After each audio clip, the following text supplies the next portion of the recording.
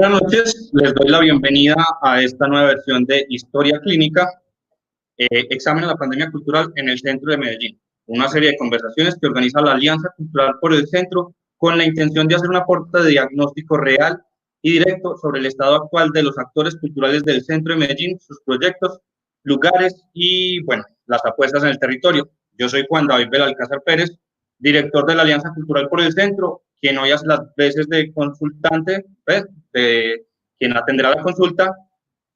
Para todos los que nos están siguiendo en la transmisión, les agradecemos su presencia. Les comento que la transmisión tiene un generador de caracteres en Facebook. Si desean desactivarlo en el computador, lo pueden hacer desde la imagen del piñón que se encuentra en la esquina inferior derecha de la pantalla.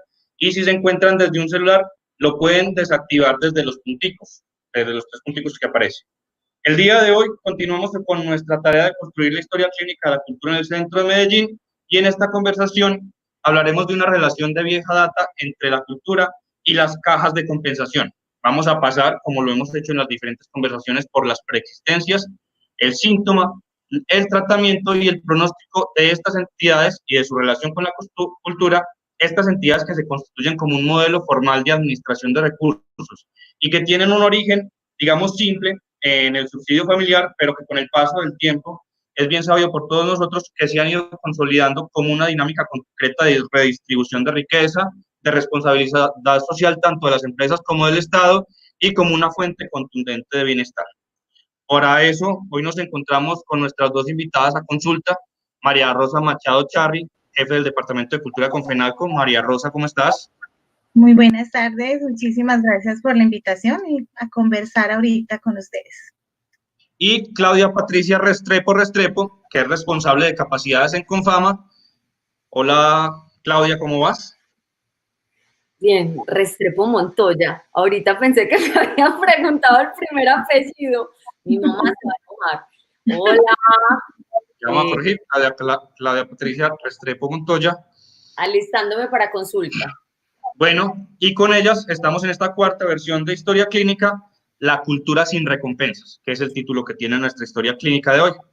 Y bueno, como estamos en consulta, vamos a empezar por lo primero, que es los antecedentes, las preexistencias, y vamos a hablar un poquito de cómo funcionaban las cajas de compensación antes de que, bueno, toda esta situación de aislamiento social, de aislamiento físico se generara.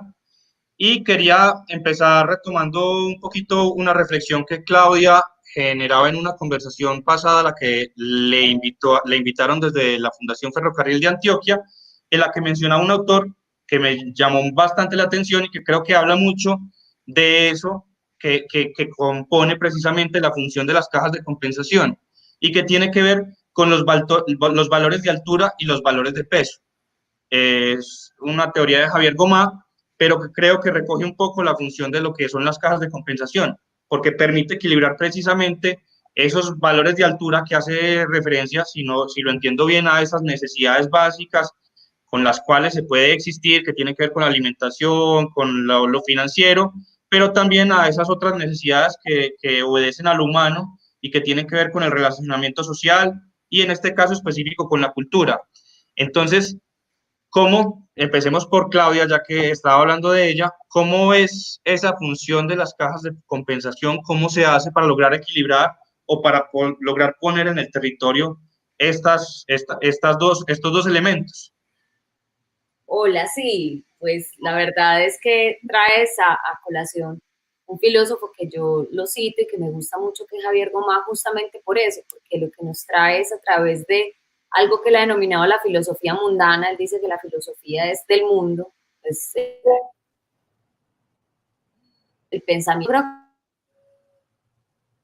que describe la compensación como factor solidario, como factor, porque es que recordemos la historia, las cajas de compensación se configuran así que en una alianza entre trabajadores y empresarios a fin de lograr un mecanismo solidario que lograra trabajar por el bienestar de los trabajadores. E inclusive, recientemente que revisamos la estrategia de Confama, veíamos cómo se hacía más que nunca importante como el origen y el objeto que se citaba en los estatutos, y es expandir y consolidar clase trabajadora.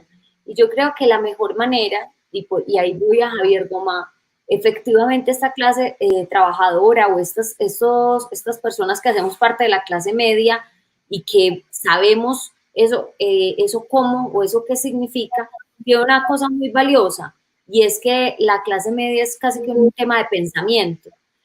Y eso es a que hay muchas cosas que necesitamos, todos necesitamos lo que él denomina los valores de peso, nuestra economía, nuestra salud, nuestra seguridad, aquello que nos aterriza, pero bien dice, el ser humano no vive solamente de los valores de peso, sino que requiere de los valores de altura, que son los que le dignifican, los que le dan alimento para el espíritu, los que hacen que crezca y además se sienta libre. Hay un elemento súper relevante y es la libertad de poder decidir, la libertad de poder organizar mi vida, de agenciarme.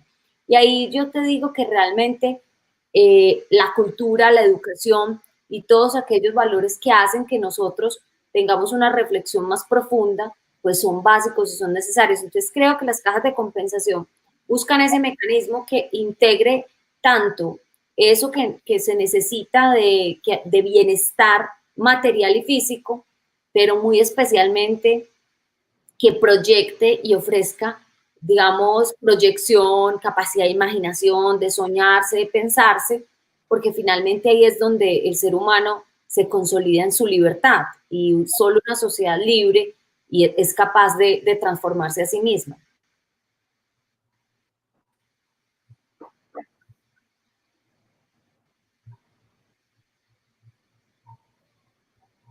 Bueno, creo que está un poquito caída la conexión de Claudia. Entonces, enlazando un poco con la respuesta que nos estaba dando Claudia, creo que lograste terminar. María Rosa, Claudia nos habló mucho del bienestar y bueno, chismoseando un poquito en Confenalco, una de las líneas de trabajo fuertes que tiene Confenalco precisamente es el buen vivir.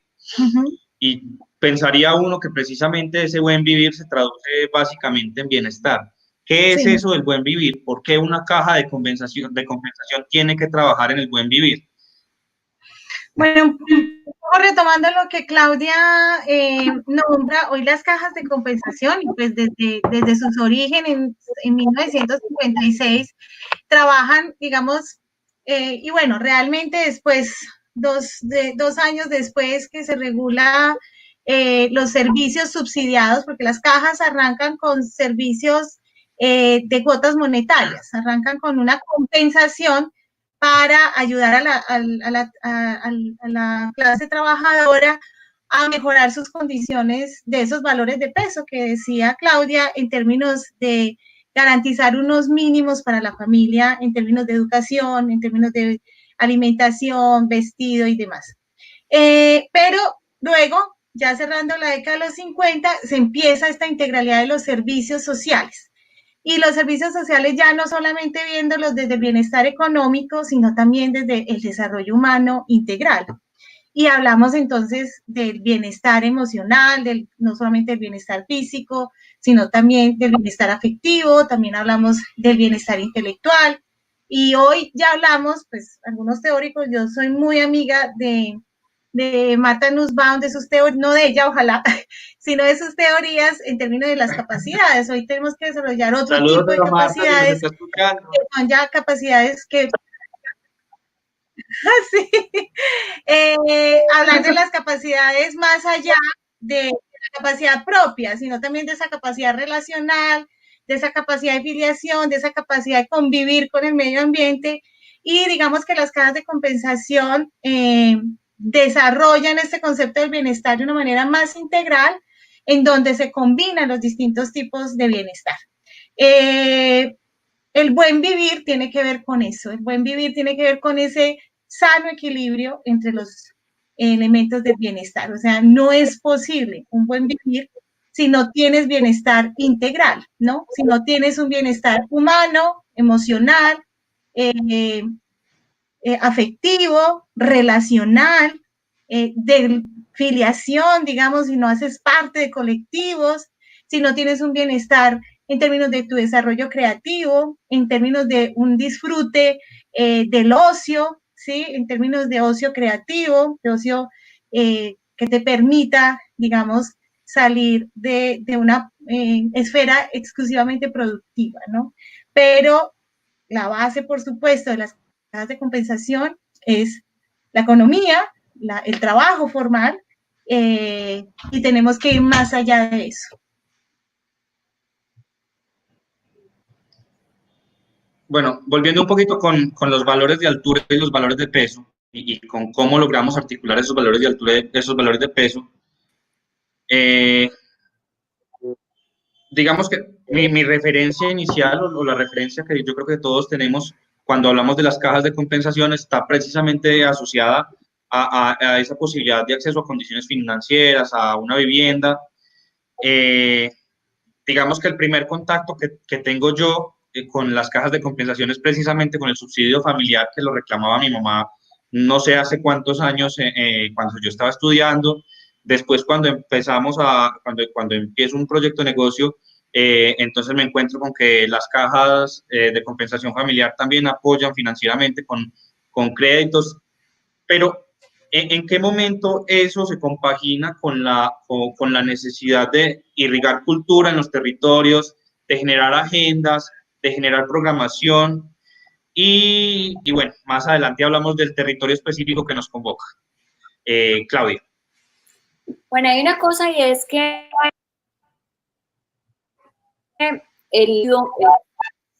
¿me oyen bien? Sí, ya, sí. Okay. Les decía, es que no sé por qué hoy tengo como la señal un poco mala, pero me avisan si no me escuchan. Cuando dices que tienes la señal un poco mala, se te escucha perfecto. Así es la vida. No, les decía que la historia de las cajas alrededor del tema de la cultura ha sido una historia que va y viene. O sea, las cajas de compensación dentro de sus vocaciones naturales siempre ha tenido el tema de la vivienda, del subsidio, temas financieros, en su momento llegó con salud.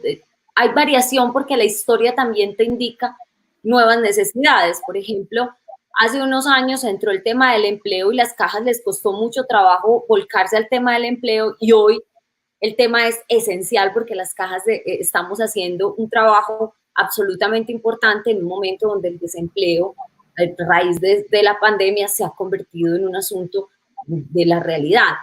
El tema de la educación ha sido un asunto constante en las cajas. Las cajas han tenido una vocación de trabajar, acompañar a la educación de los niños, de las familias, de la educación de los trabajadores. Ha sido constante.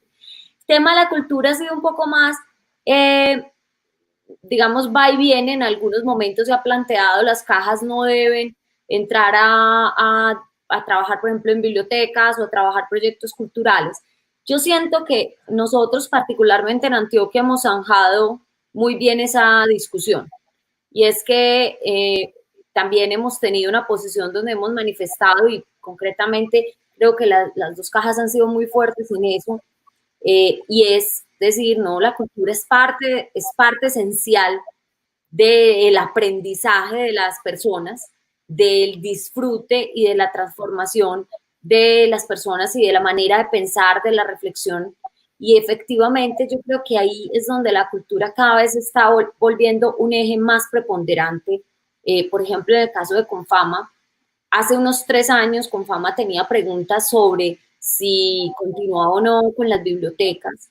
Yo además eso lo viví desde el otro lado porque yo en ese momento estaba en la alcaldía en el tema de educación y cultura, y nos tocó vivir inclusive mucho de esas dudas. Sin embargo, cada vez y además nos afianzamos mucho más fuerte en eso, y es que primero el vínculo entre educación y cultura es absolutamente fuerte. Es decir, yo no visualizo una sin la otra en ninguno de los dos casos, además porque en la historia de la humanidad nunca estuvieron separadas en sus orígenes. Fue parte de la historia de la modernidad y la historia que fue generando esos procesos de sectoriales y divergentes, pero la lógica del aprendizaje, la formación de todo esto iba súper conectado, la lógica del pensamiento y de las artes. Entonces yo creo que lo que ha venido pasando es que en esa necesidad de desarrollar capacidades, volviendo un poco a lo que decía ahorita María Rosa, en el desarrollo de las capacidades de las personas y de las familias, e inclusive de las empresas en la gestión de sus equipos humanos, cada vez la educación es más preponderante, porque son los que permiten la reflexión, son los que permiten el ocio significativo, el goce intelectual, o sea, realmente son los que tejen las preguntas. Y yo creo que ahí es donde las cajas se han afianzado cada vez más fuerte en defender sus propuestas y sus programas educativos culturales, porque lo que están diciendo explícitamente es, mire, finalmente aquí de lo que estamos hablando es de desarrollo humano, aquí de lo que estamos hablando es de desarrollar capacidades en las personas y en la clase trabajadora, y con mayor razón es ahí donde estas instituciones tienen que convertirse en desarrolladores de contenidos, de programas, de pensamiento, cualificación de las personas y de los trabajadores, y en esa cualificación algo que uno se va dando cuenta, y es que la lectura, el aprender todo el tiempo, el cuerpo sano, la mente sana, hacen parte de una serie de rutinas y de buenos hábitos de las personas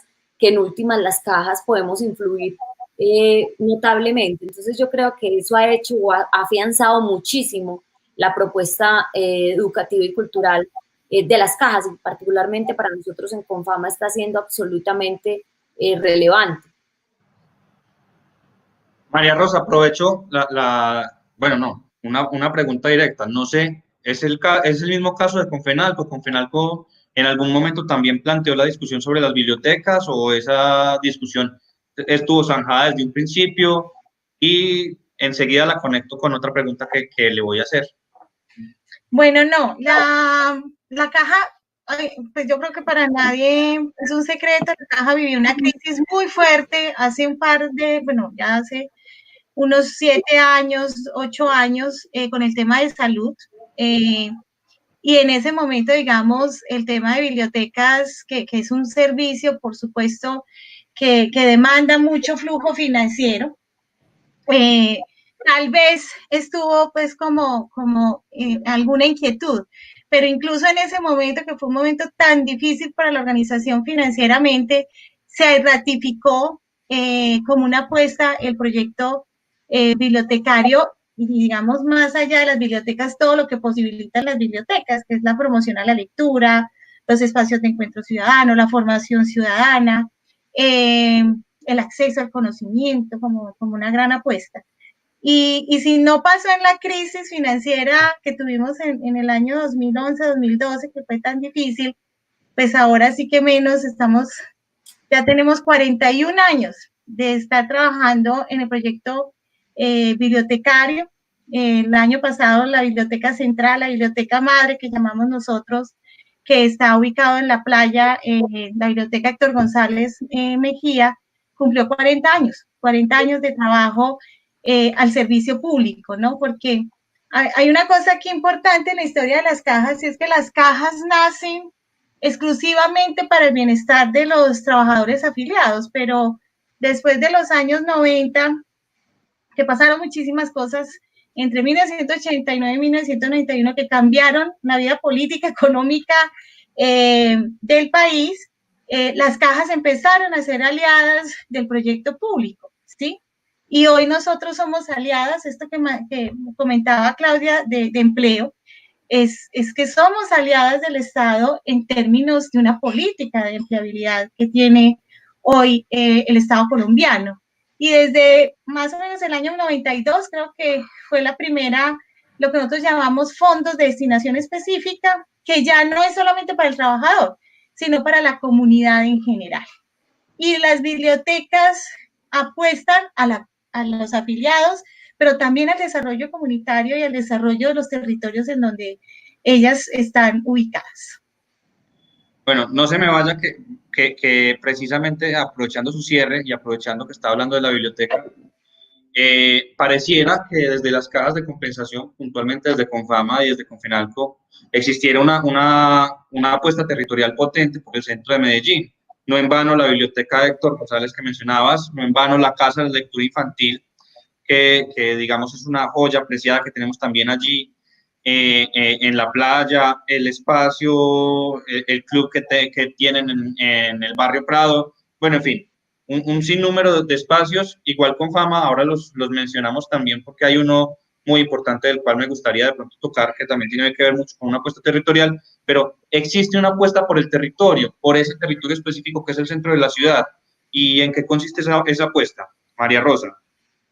Bueno, digamos, puedo hablar específicamente del proyecto cultural y bibliotecario, porque obviamente las cajas tienen mucha más oferta. Nosotros, tanto la caja colega que es con Fama como nosotros, pues tenemos, digamos, la oferta total de los servicios sociales en el centro de la ciudad. Nosotros, pues obviamente tenemos nuestra sede administrativa, está en el centro, una de las agencias de colocación de empleo la tenemos al frente del Teatro Lido en el Parque Bolívar. Y por supuesto, pues esas dos joyas, una que es propia, que es nuestra casa en Prado, donde funciona el Club de la Dorada y que además funciona el área de cultura. Afortunadamente podemos trabajar desde un bien patrimonial. Y por supuesto la Casa de la Lectura y el edificio emblemático de la playa, que es pues nuestro gran centro de servicios, donde está la biblioteca y también tenemos otros servicios educativos y deportivos. Potente, digamos, el tema del centro, digamos que el centro, no me acuerdo quién mencionaba en alguna de tantas conversaciones sobre el tema del desarrollo urbano y la evolución de las ciudades y las metrópolis, y hablando de salud, y ahorita que este tema de caminar nos invita como a esa metáfora de la historia clínica. La salud de las ciudades tiene que ver también con la salud del centro, de su ciudad, y de los múltiples centros, porque obviamente también las grandes urbes empiezan a tener varios nodos de centralidad, pero la salud del centro, como el constructo de ese desarrollo urbano, también es el reflejo de la salud de ese conglomerado urbano. Entonces, para nosotros el centro siempre ha sido, digamos, una apuesta. Ahí, digamos, nacen las cajas de compensación, digamos, las entidades grandes de este departamento nacen en el centro de la ciudad. Y creo que la apuesta por el centro tiene que ser de todas las instituciones, no solamente del sector público, sino también de todas las instituciones que hemos trabajado desde allí, que hemos construido proyecto institucional desde allí y por supuesto de la ciudadanía.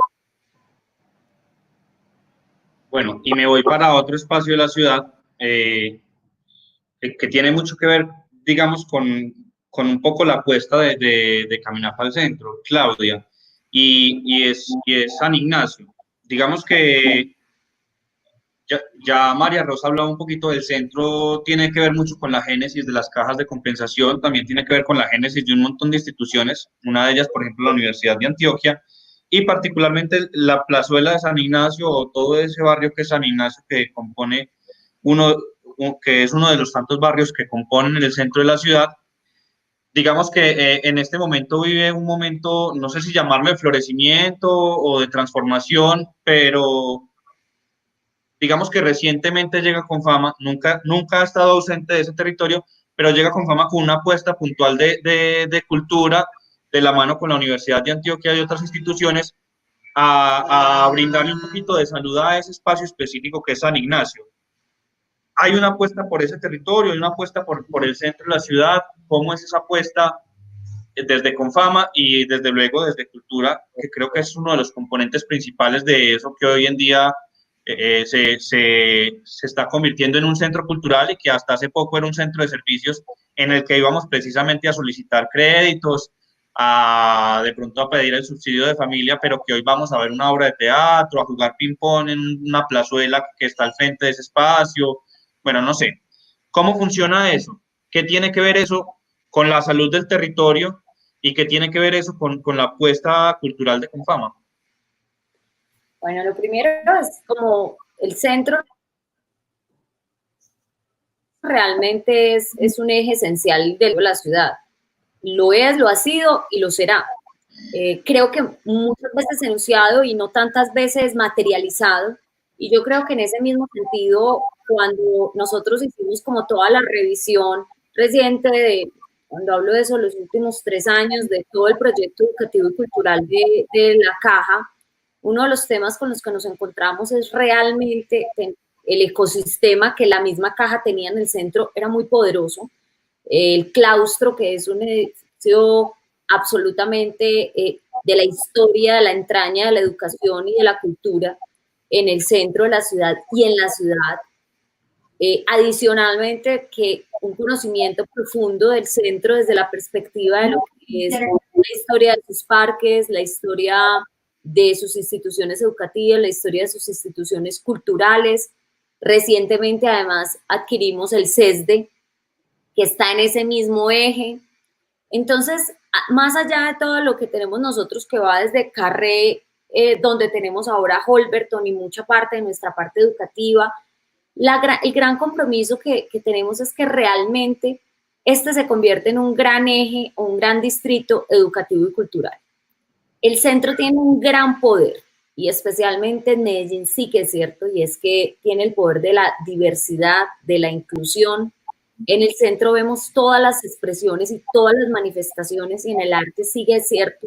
Tenemos museos, tenemos teatros, tenemos la sola calle, el solo recorrido, es una expresión pura, cultural, maravillosa, porque se ve toda la expresión. La plazoleta San Ignacio nos enriquece todos los tiempos, desde la partida o el juego de ajedrez que se ve en la plazoleta, o siguiendo por cada una de las expresiones que se tienen al interior del mismo claustro. Entonces yo lo que creo es que lo que ha sido para nosotros es el despertar esa potencia o esa fuerza que hay en el centro, hacer una propuesta mucho más fuerte que va desde la transformación del claustro, la conexión con el corredor que tenemos con el CESDE, la posibilidad de integrarlo mucho más fuerte con la plazuela San Ignacio. Recuerden que nosotros también tenemos al lado el edificio central, donde hay mucha de nuestra operación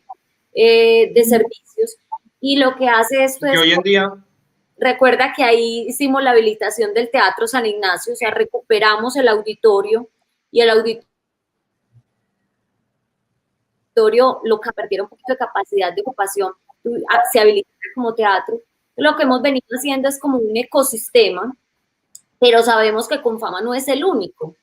Entonces, la importancia de la propuesta que estamos jalonando, de la que tú me hablas, con la Universidad de Antioquia, pero también Pro Antioquia, Argos y otras instituciones que se nos han venido uniendo en el camino, son justamente las instituciones que tenemos propuestas en el centro, que podamos jalonar intervenciones concretas que vayan desde lo cultural, lo educativo, lo urbano, lo comunicacional, lo educativo, y que nos permita a nosotros volver a hacer, volver a dejar que el centro se pueda ver en toda su magnitud.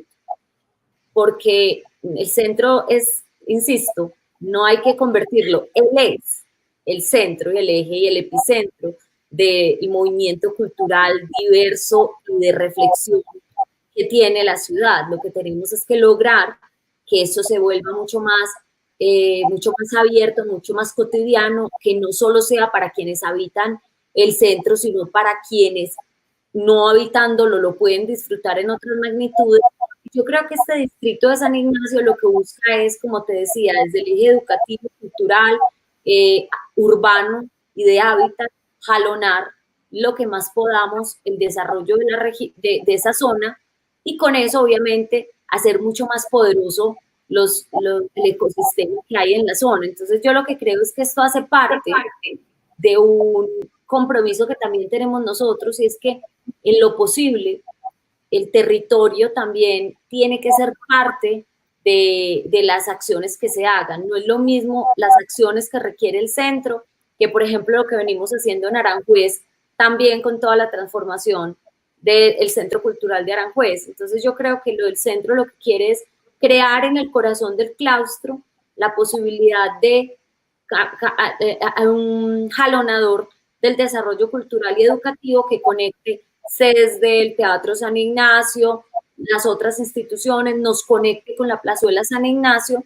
y que cada vez nosotros podamos ser un agente más transformador dentro del territorio y dentro, obviamente, de quienes habitan, ya sea permanentemente en el centro o lo vivamos mediante nuestro trabajo, las oficinas o las zonas donde trabajamos alrededor de él.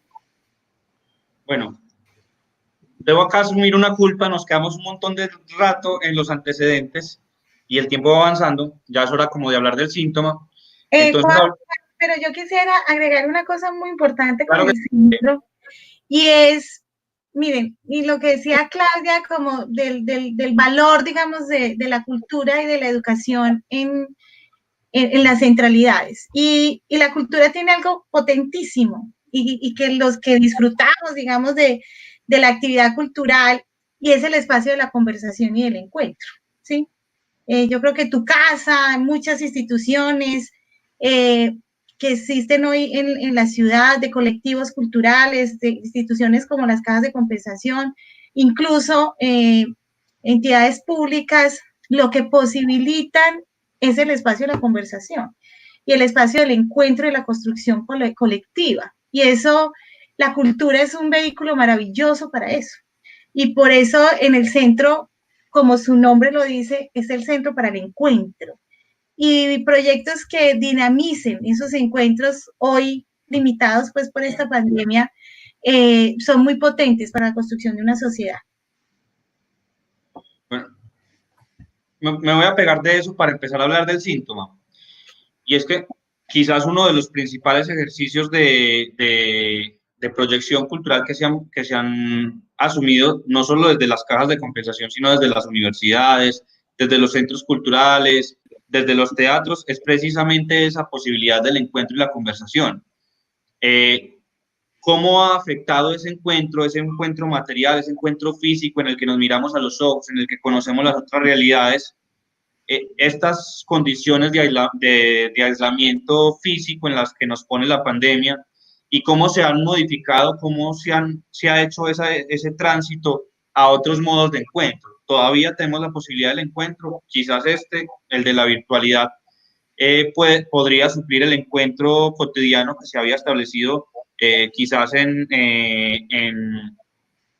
la Casa Barrientos, allí en la Casa de la Lectura Infantil en Confenalco, quizás en la Plazuela San Ignacio, o en mi casa que tú lo mencionabas, se puede suplir desde la virtualidad. ¿Qué ha pasado? ¿Cómo se han transformado esas dinámicas? María Rosa. No, pues yo voy a ser sincera, yo creo que el impacto sobre el espacio educativo y cultural, específicamente de la pandemia, ha sido muy, muy fuerte, muy, muy fuerte. Yo creo profundamente en la interacción humana. Creo que tenemos esta fortuna de poder hoy tener herramientas de conectividad y de podernos encontrar y conversar de esta manera, pero yo sí creo profundamente en la relación con el otro, ¿sí? En reconocer la alteridad. Por supuesto, hoy todas las actividades educativas y culturales, digamos, presenciales están suspendidas. Las acciones que hacíamos también en la alianza con otros están suspendidas. Pero bueno, estamos también en este reto de generar otro tipo de encuentros.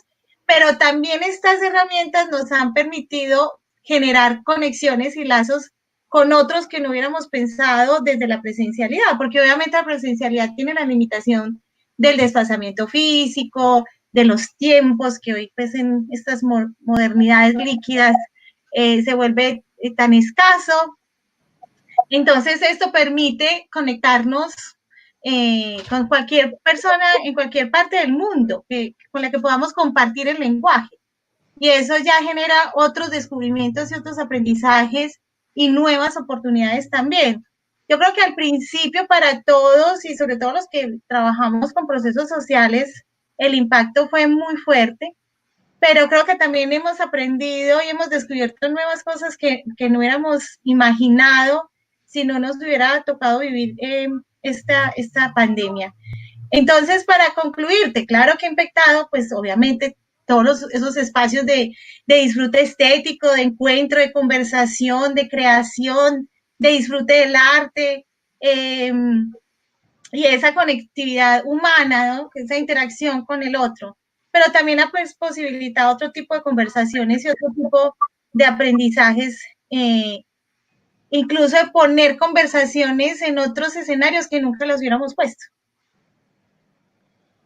Bueno, y hablando un poco también de esa noción compleja de bienestar que hablábamos ahorita, digamos que la salud, no solo la de las personas, sino la de las instituciones, tiene que ver con muchos factores y entre ellos el económico.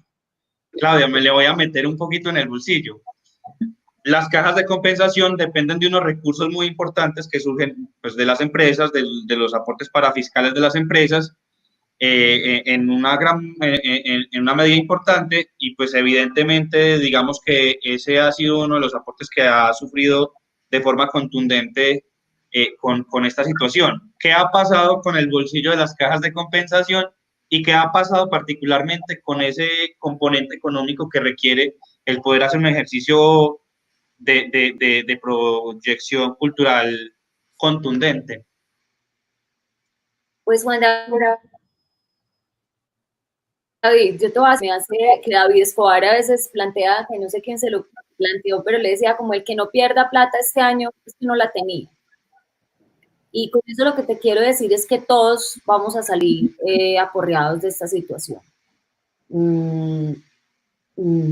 No solo por nuestra salud y nuestra integridad personal y nuestros cambios en nuestra forma de vivir, sino que es un hecho real que estamos perdiendo empleo, se está destruyendo empleo en el país, vienen unos meses fuertes porque digamos que mayo reciente, ya el primer envión donde las cifras de desempleo son fuertes, las empresas y muchas de las pequeñas han tenido que cerrar, muchas empresas del sector, no solo el sector cultural, el sector educativo está golpeado, los diferentes, las microempresas. Entonces, es absolutamente, digamos, no seríamos fieles a la verdad si no decimos que, obviamente, al igual que la mayoría de las empresas, las cajas se ven tocadas. Ahora, ¿qué es lo que pasa cuando uno tiene una mirada de largo plazo y cuando además sabe cuál es el poder o la importancia que tienen las organizaciones en eso? Y es que una de las primeras cosas que uno tiene que tratar de darse cuenta es que esta pandemia nos enseñó algo, y es lo interconectados que estamos todos. Nos permitió ver que una enfermedad que surgía en la China podía llegar acá. Nos permitió ver que por unos visitantes del exterior, un viaje, todo lo que nosotros hemos llamado globalidad y nos ha encantado, obviamente también a veces se nos hace difícil entender la interconexión. ¿Por qué te digo esto? Porque una de las, digamos, como de las decisiones que nosotros tomamos como Confama cuando ocurrió todo esto, y era, bueno, nunca vamos a saber qué decisiones se van a tener que tomar y a qué punto vamos a llegar, pero vamos a hacerlo con la conciencia de que todos nos afectamos entre todos. Es decir, si yo tomo decisiones aceleradas o si las tomo antes de tiempo o si las tomo sin pensar en el otro, afecto el tema. O sea, yo no puedo cuidar mi trabajo si no cuido a mis proveedores. Por ejemplo, si le cancelo los proyectos a mis proveedores. ¿Y por qué te traigo eso? Porque uno de los temas centrales que para nosotros ha sido tratar de sostener la economía que tenemos como ecosistema, tratar de no tocar los empleos, tratar de no tocar a los proveedores, tratar de, por ejemplo, adelantarle pago a los proveedores así nos fueran a prestar los servicios más adelante, como fue el caso de las entidades culturales, que muchas de ellas son aliadas nuestras para el desarrollo del programa de inspiración. Entonces, es tratar de mantener un equilibrio porque sabemos que cualquier decisión que tome una organización como la nuestra afecta y puede afectar a muchos. Entonces, clarísimo, a nosotros el pago de los parafiscales se están disminuyendo porque al disminuir la nómina, pues obviamente, si las empresas tienen menos trabajadores, las cajas de compensación tienen menos recursos provenientes de los aportes, pero digamos, y nos hemos planeado, de las primeras cosas que hicimos fue hacer una proyección de cómo va a cerrar el año y decir, bueno, ok, esto va a estar duro y nos vamos a tener que apretar y vamos a tener que tomar decisiones y vamos a tener que aplazar proyectos, cosas que queríamos hacer en este año, pues se van a tener que dejar, pero lo que sí hemos tratado es que haya un equilibrio en el ecosistema y que podamos garantizar como mínimo que la parte que a nosotros nos corresponde no sea el efecto que deteriore a los demás, porque lo que nosotros tenemos que tener en cuenta es que esto es un sistema, y entonces si yo, por ejemplo, dejo de pagarle a las personas que me prestaban servicios o dejo de comprarle a los pequeños emprendedores, pues obviamente ellos a su vez van a dejar de pagarle atrás, entonces todos estamos haciendo nuestro mejor esfuerzo. Yo creo que el gran trabajo que están haciendo las cajas hoy es tratar de destinar muchos de sus recursos hacia el tema de acompañamiento al desempleo, que es uno de los temas esenciales, de pronto bajarle un poco a otros proyectos y otras inversiones que pueden dar espera y afianzar a aquellos otros sectores que creemos que deben tener más acompañamiento, microempresas, sector cultural, sector educativo base, como para poder garantizar ser ese colchón que al fin y al cabo las cajas de compensación, parte de la razón por la que existen y por la cual son tan relevantes en la sociedad, es porque hacen un colchón social, que si no estuviera, y que de hecho cuando el gobierno lo presiona mucho de acabe con las cajas de compensación o quite el porcentaje, casi que la respuesta del mismo Estado es que si ellas no están, ¿quién hace esto? ¿Qué es lo que hace el colchón social para la economía y para muchas familias que en este momento lo están necesitando mucho más? Bueno, María Rosa, y en ese ecosistema de la cultura y los aliados y los que hacen parte de los ejercicios de articulación con FENALCO, ¿cómo está ese ecosistema? ¿Cómo están las relaciones? ¿Qué ha pasado con esas entidades que hacen parte de la programación, que también en cierta medida son proveedores de las actividades de Confenalco? Bueno, hay un tema y es obviamente todo lo que es presencial, por supuesto, está suspendido. Yo personalmente estoy un poco muy triste con no poder estar en las regiones, que ha sido una apuesta muy fuerte de la caja, de poder estar en las regiones, de poder trabajar proyectos culturales en las regiones, en la capacidad que hoy tiene la caja. Pero digamos que con proveedores que yo ya creo que me está estorbando la palabra reinventar, debo confesarlo, pero que lograron rápidamente plantear iniciativas de virtualidad. Hoy, digamos, no en el volumen que teníamos antes, porque habían entidades con las que teníamos contrataciones altísimas al año, pero sí, digamos, hemos logrado mantener con ellos, con los que, digamos, hoy han logrado tener iniciativas en la virtualidad, poder seguir manteniendo unas relaciones. Hace poco, pues, estuvimos trabajando con el Teatro Pablo Tobón, precisamente en nuevos contenidos de carácter virtual. Entonces, como dice Claudia, no sería totalmente veraz decir que no ha pasado nada. Claro que ha pasado, pero afortunadamente seguimos, digamos, bombeando a parte del sector. Ahora, digamos, con el proyecto de formación virtual, pues esperamos volver a trabajar con muchos talleristas y docentes que han sido. Nosotros creemos mucho en los proveedores son los que finalmente materializan el servicio, ¿no? Y ahí estamos como en un reto con ellos de volver a reactivar, digamos, todos estos procesos de formación en jornada escolar complementaria. Pues estamos haciendo todo un esfuerzo para seguir manteniendo la oferta para los niños de las instituciones educativas en medio de todas las dificultades de conectividad, de cultura digital y demás, pero estamos haciendo el esfuerzo, principalmente por nuestros usuarios y nuestras comunidades, pero con mucho valor de nuestros proveedores. Pero creo que las regiones sí son como las que más impacto han tenido. Creo que en el área metropolitana, por las capacidades instaladas que tienen muchos de los actores culturales, pues hoy estamos empezando a recuperar pues como esa conectividad. Y hoy pues estamos muy contentos, muy contentos. Es una cosa que yo jamás imaginé que nos pusiera tan contentos, y es que empezamos a abrir las bibliotecas, que pues hacen parte del corazón de la caja.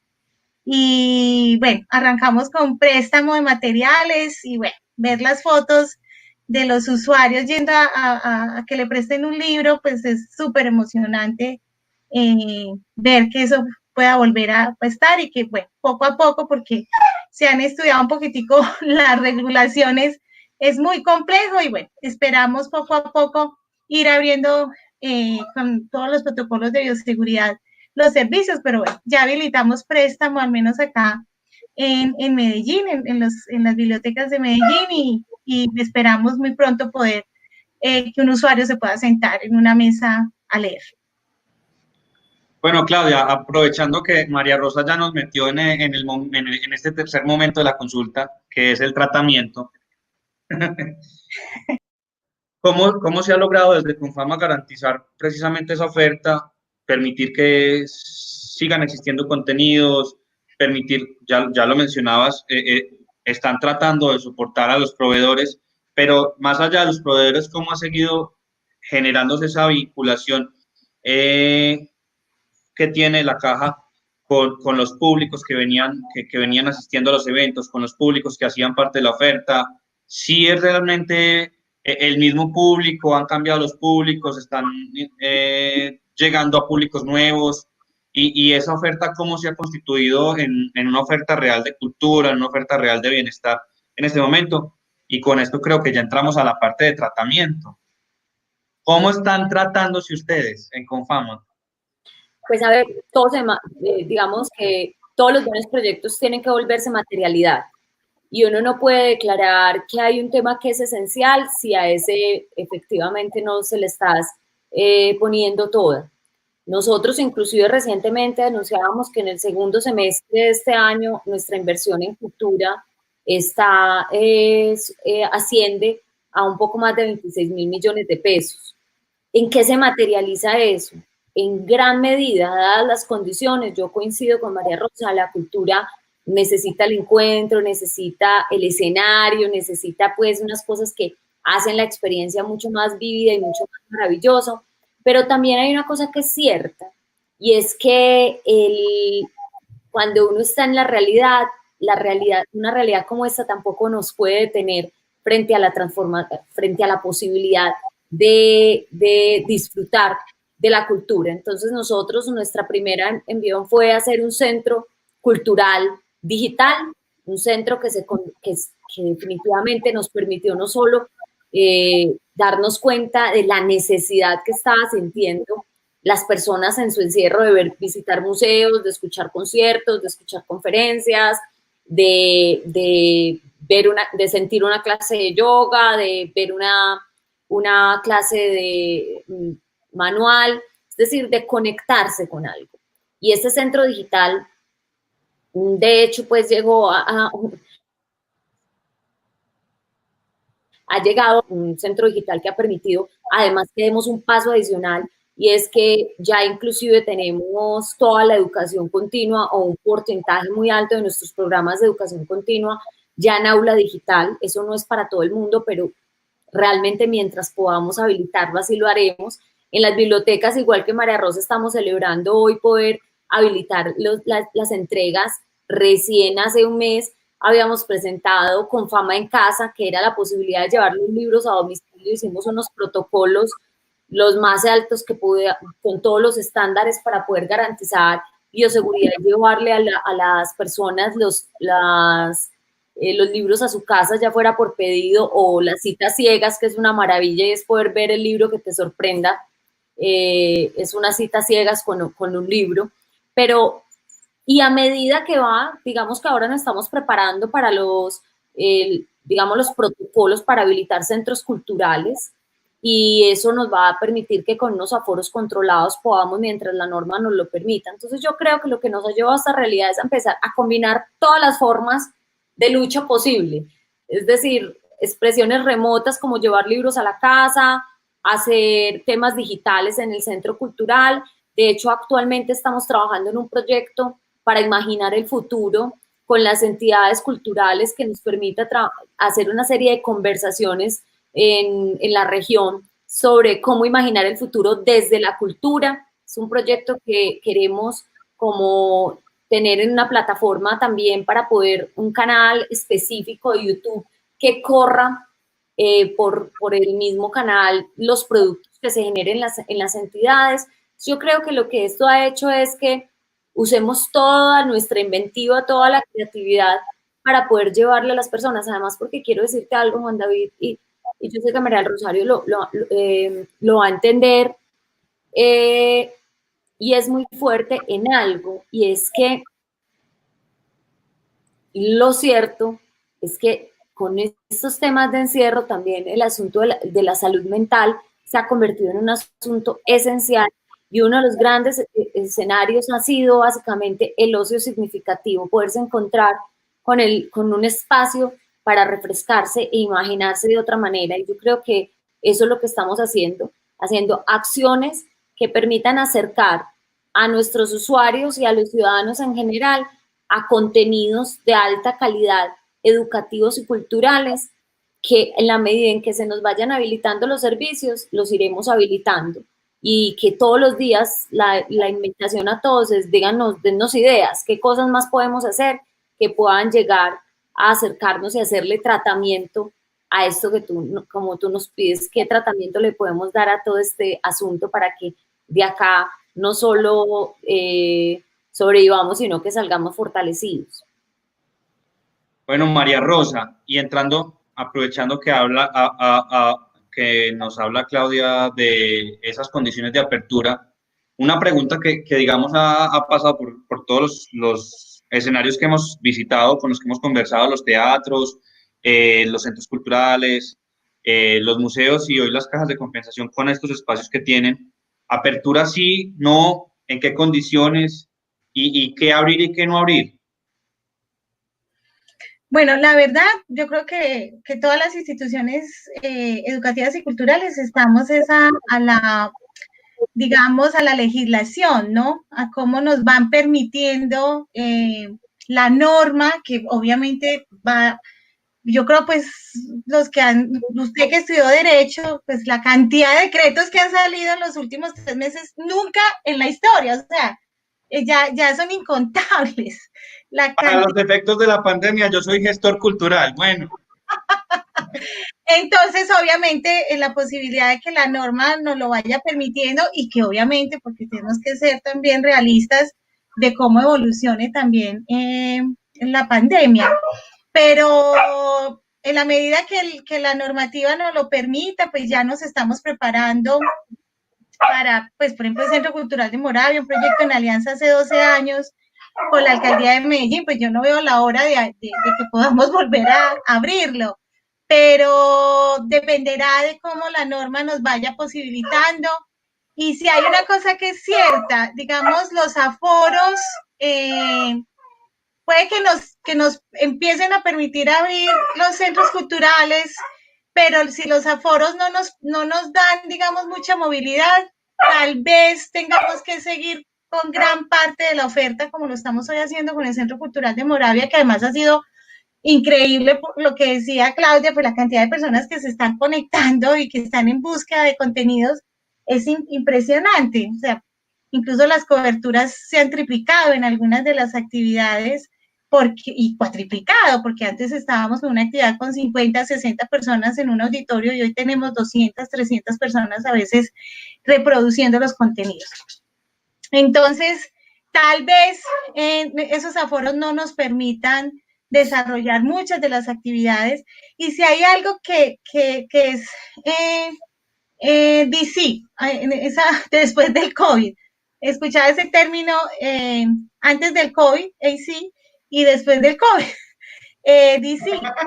En esa época del DC, o sea, ya no hablamos antes de Cristo y después de Cristo, sino antes del COVID y después del COVID. Y es que esta nueva forma de comunicarnos nos plantea ya que la virtualidad se quedó. O sea, que la conexión tecnológica por estas herramientas se quedó y que nuestras ofertas y nuestros espacios de encuentro van a ser híbridos, que vamos a tener el espacio presencial, ojalá muy pronto, y el espacio virtual, y que vamos a seguir trabajando de esa forma.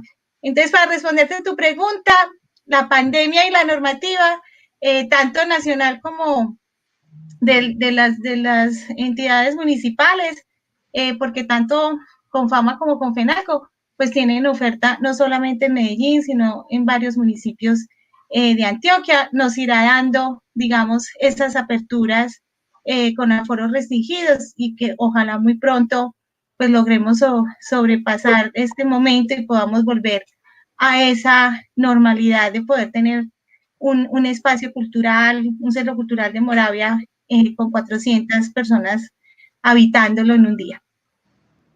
Bueno, a María Rosa le gusta, María Rosa es de esas pacientes afanadas que va avanzando en la consulta sin que el médico le pregunte. Entonces aprovecho que pasamos a ese momento del pronóstico. Ya María Rosa nos hablaba de algo que creo que es importante. La virtualidad llegó para quedarse. Entonces aprovecho, Claudia, y le pregunto, y tiene que ver un poco con ese pronóstico, con cuáles van a ser un poco los remedios o qué va a pasar después en el DC que menciona María Rosa. La virtualidad nos pone unas condiciones, nos genera unos públicos que quizás la presencialidad no nos permitía tener. Quizás muchos de esos públicos que hacían parte de la presencialidad hoy no están siendo beneficiarios, pero en el DC tendrían que regresar a los espacios culturales que tienen las cajas de compensación y que tienen muchas otras entidades que le apuestan a la cultura. ¿Cómo va a ser eso de apostarle a los dos públicos, de sostener los dos públicos, de sostener las dos ofertas? ¿Es viable? ¿Es posible? ¿Se tiene que mantener? Sí, yo creo que no solo es viable, sino que es real. A mí me parece que además, no en cambio, sino además, esto nos genera una oportunidad gigante, porque esto nos obligó, no solo a las cajas de compensación, sino a muchos, a resolver mucha operatividad a través de lo digital. O sea, a resolver mucha transaccionabilidad que antes era como que se tenía que hacer, y esto nos ha llevado como a agilizar. Entonces yo, por ejemplo, te digo, nosotros nos soñamos que muchos de nuestros centros de servicio, así que muchas de las operaciones que hacían, habrá gente que ya no quiere ir a hacerlas y se van a tener que cambiar, a transformar desde el ámbito de la experiencia. Y la experiencia va a tener que ser más cultural. Entonces yo lo que creo es que esto a la vez nos va, si lo aprendimos bien y si logramos eso, es aprender que hay un montón de cosas operativas, un montón de cosas transaccionales, un montón de cosas que podemos hacer en lo digital, dejarle a lo presencial un montón de cosas que son experiencia, que no se reemplaza con lo digital, pero que se complementa. Y que efectivamente, es más, qué pereza, yo no tendría que ir a hacer una fila para matricularme en un curso. De pronto hay ciertos cursos que los puedo hacer, inclusive virtuales, porque los puedo hacer desde mi casa. Pero en cambio sí puedo ir a un centro de servicios o a una sede a ver un concierto, a ver una obra de teatro. Y los sedes van a ser más exigentes en la experiencia, porque yo creo que también esto nos ha hecho resignificar un montón de cosas, de cotidianidades, volver a valorar cosas que de pronto antes se nos pasaban un poquito. Yo creo que después de esto sí que vamos a disfrutar ir a un cine, sí que nos va a encantar entrar a una sala de teatro, cosas que hoy extrañamos y que extrañan personas que hacía rato no iban a la sala de teatro, pero que hoy la extrañan simplemente por el hecho de que no lo pueden hacer. Entonces yo lo que creo es que esto también es una oportunidad para que intensifique la vivencia de lo presencial, disminuya la rutina de las cosas que antes teníamos que hacer y que no necesariamente ya podemos hacerlas con lo digital. Entonces yo sí creo que hay un concepto que hoy usan mucho, que es lo físico, digital, algo así. Yo ya no sé ni cómo lo plantean, pero yo creo que vamos a escenarios de esa naturaleza. Vamos a estar escenarios con vivencias mucho más sensibles y emocionantes en lo presencial, muchas cosas rutinarias en lo digital, muchas cosas transaccionales y operacionales que hemos tenido que resolver y que antes parecían imposible y que ahora ya son parte de la... Te lo voy a poner así para hacer un ejemplo bien fácil. Hoy con el tema de la pandemia, muchos de nuestras sedes, por todo el tema de a la medida que los vamos habilitando, tienen que buscar desarrolladores para identificar quién vino, para poder hacer digamos, lo que se llama como el cerco epidemiológico por si pasa algo. Esta es una oportunidad divina para cultura, porque nosotros durante mucho tiempo no habíamos podido resolver el poder contar que las personas iban y agilizar las entradas, por ejemplo, tener una etiquetera para tener varios eventos en cultura y que ya los pueda tener porque esta tecnología nos va a permitir hacer conteos más fáciles. Entonces, lo que estamos diciendo es, esto también, si salimos que vamos a salir, salgamos aprendidos y dispuestos a comernos el mundo con lo que esto nos ha dejado. Y yo lo que creo es que para mí eso es lo que viene. El pronóstico es que si aprendimos lo que teníamos que aprender, esto nos va a permitir vivir mundos que se complementan, disfrutar de otro tipo de experiencias y habilitarnos a otras cosas que probablemente todavía no estábamos disfrutando tanto, que ya nos va a permitir disfrutarlo más. Y si lo hacemos bien, además, nos tiene que simplificar la vida. Yo creo que todos, si algo que tenemos después de la pandemia es como, uy, no, simplifiquemos lo que más podamos la vida. Creo que vivíamos con más cosas o haciendo más cosas de las que necesitábamos. Entonces, eso es una buena combinación a mi juicio. Bueno, María Rosa, y cortico, usted ya nos adelantó un poquito del pronóstico, pero un pronóstico de cierre, ya para terminar. No, yo creo que, pues yo espero, tengo la esperanza que todos salgamos con muchos aprendizajes, que las instituciones salgamos fortalecidas, y como dice Claudia, como que nos replanteemos también muchas formas de hacer que de pronto no tenían, digamos, tanta necesidad de tanta inversión en tiempo, ¿no? Que el tiempo lo invirtamos de mejor manera, ¿no? Y que disfrutemos la vida de, digamos, realmente lo esencial, ¿sí?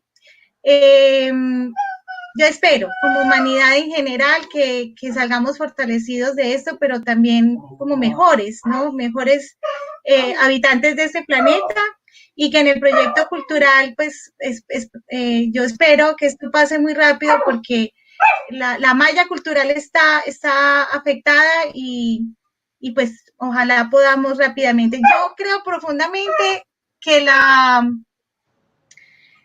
cajas de compensación familiar son un tesoro que tiene Colombia, ¿no? Colombia puede tener esta posibilidad de estas entidades, como Claudia lo decía, que hacen control social. Muchos de nuestros países de América Latina no tienen este tipo de entidades que logren complementar la acción del Estado y fortalecer, digamos, la calidad de vida de los trabajadores formales en América Latina, y que tenemos que cuidarlas, independiente de que yo esté en una caja de compensación en este momento.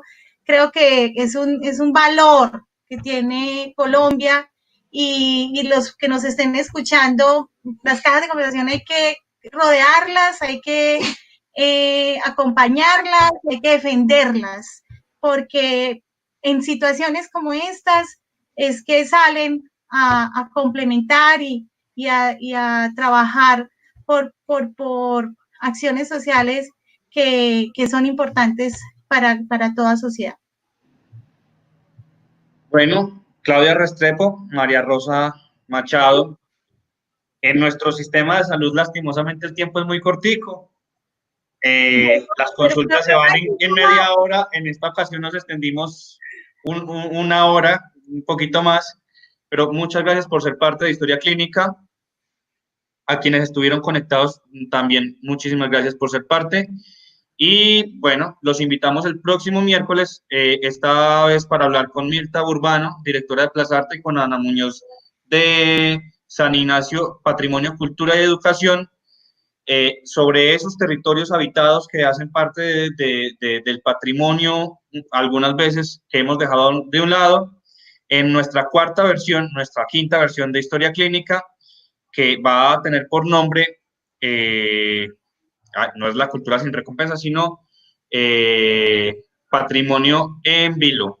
Muchas gracias por ser parte de Historia Clínica y nos vemos la próxima semana a la misma hora en el mismo canal.